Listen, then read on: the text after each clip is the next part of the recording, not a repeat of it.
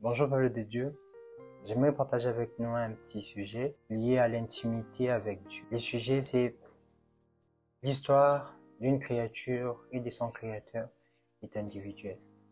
Je vais lire dans le livre de Matthieu 6:6, la Bible dit « Mais quand tu pries, entre dans ta chambre, ferme ta porte et prie ton Père qui est là dans les lieux secrets et ton Père qui voit dans le secret te le rendra. » Je vais plus m'appuyer sur la première partie.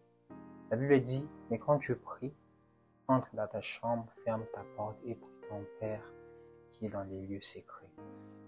Ici, la Bible nous conseille de mener une vie individuelle en prière.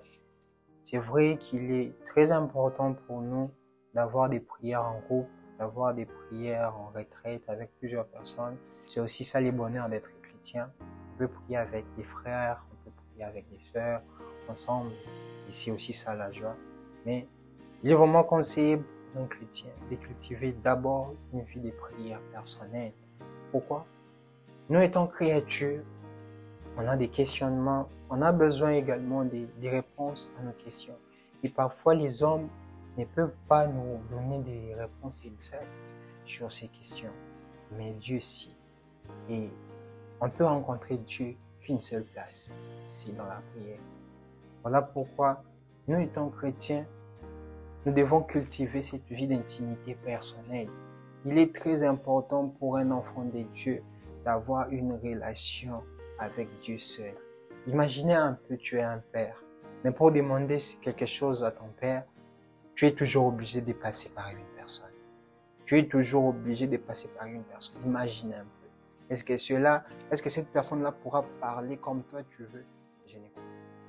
Lorsque nous-mêmes, on peut nous approcher devant notre Père, parler, on va mieux s'exprimer si une autre personne, que ce soit mon jumeau ou ma jumelle, peu importe la personne, elle ne pourra pas s'exprimer comme moi je veux voir la chose. Voilà pourquoi, nous étant chrétiens, on doit développer une vie personnelle avec notre Père qui est l'Éternel. Dieu, il est toujours là, il est toujours disponible. Toute personne qui a besoin de converser avec Dieu, lui, il est toujours là. Souvent, c'est les hommes. Les hommes préfèrent, par exemple, fêter, les hommes préfèrent la jouissance de se rapprocher auprès de Dieu.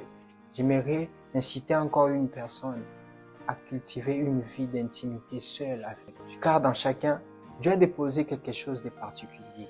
Et il est très important de connaître cela. Il y a certaines personnes qui sont peut-être appelées à approcher les gens. Il y a certaines personnes qui sont peut-être appelées dans la prophétie. Il y a certaines personnes qui sont appelées dans l'évangélisation. Mais il y a certaines personnes qui sont par exemple appelées au design. Il y a certaines personnes qui sont par exemple appelées à la maçonnerie. Donc Dieu, lorsqu'il a créé l'homme, il a déposé dans chaque homme quelque chose pour distinguer chaque homme. Et on peut voir dans les livres de Genèse, lorsque Dieu dit à Adam, allez et multipliez-vous sur terre. Cela ne veut pas dire seulement que l'homme devait procréer.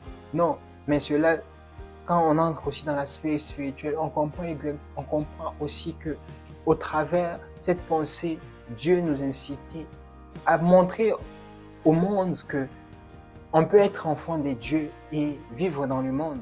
Cela est possible. Mais j'aimerais maintenant nous dire une chose. Au travers ta façon de te comporter, au travers ta façon de faire les choses, au travers ta façon de vivre ta chrétienté, tu peux également être un modèle pour les autres. Il est très important pour un chrétien d'avoir une vie individuelle de prière. Pourquoi? Parce que cela forge les chrétiens. La prière, c'est notre bouclier. La prière, c'est notre seul moyen pour parler à Dieu. Voilà pourquoi nous, étant chrétiens, on doit développer d'abord une vie de prière personnelle. Il est très important pour un homme de prier d'abord seul. Même dans le monde, je vais prendre l'exemple des études. Une personne qui n'étudie pas, qui n'a pas l'habitude d'étudier seule. Devant les examens, cette personne va souffrir. De même, dans la vie spirituelle, lorsqu'une personne n'a pas l'habitude de prier seule, devant les problèmes, devant les situations, cette personne peut facilement trébucher. Même devant le péché, cette personne peut facilement tomber. Pourquoi? Parce qu'il n'a pas une certaine vie de prière avec Dieu. Cultivons une intimité personnelle avec Dieu. Car cela n'est pas seulement bénéfique pour nous, mais cela est également bénéfique pour le monde. Je peux prendre un exemple dans la Bible, Daniel. Daniel ne servait pas Dieu dans une église. Daniel ne servait pas Dieu dans la tente d'assignation. Mais Daniel servait Dieu dans la politique.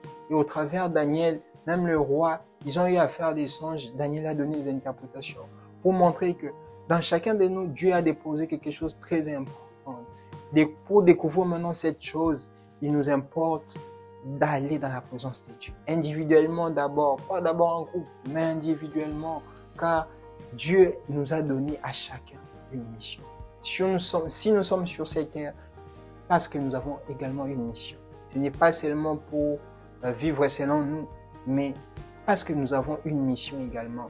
Et chacun sera également jugé selon cette mission. Car la Bible nous dit dans le livre des 2 Corinthiens 12 que tout le monde va comparaître au tribunal du Christ.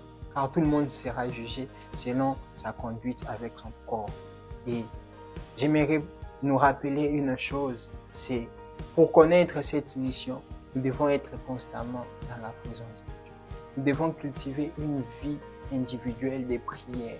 Car en cultivant cette vie individuelle de prière, Dieu va commencer à se révéler à nous. Dieu va commencer à nous parler de nos proches. Dieu va commencer à nous donner les messages pour les autres, pour nous montrer que nous sommes tellement importants. Dans la même Bible, la Bible nous dit encore une chose. L'œil ne peut pas dire qu'il n'a pas besoin de la tête. De même, la tête ne peut pas dire qu'il n'a pas besoin des jambes.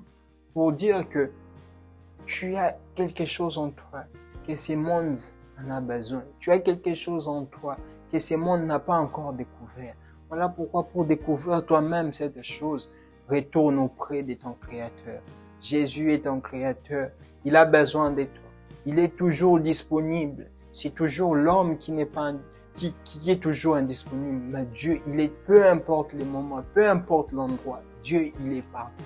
Il a besoin de toi. Tu n'as juste qu'à te concentrer, tu n'as juste qu'à désirer sa présence et tu verras la main de Dieu dans ta vie. J'aimerais nous inciter à développer une vie de prière individuelle, car cela va nous nourrir nous-mêmes et nourrira également notre esprit.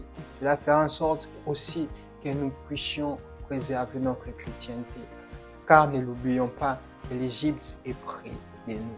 L'Égypte n'est pas loin. Et pour nous éloigner de l'Égypte, ce qui nous éloigne, ce qui met une barrière entre nous et l'Égypte, c'est la prière. Développons une vie de prière individuelle et le Seigneur ne manquera pas à nous bénir. Que l'Éternel vous bénisse.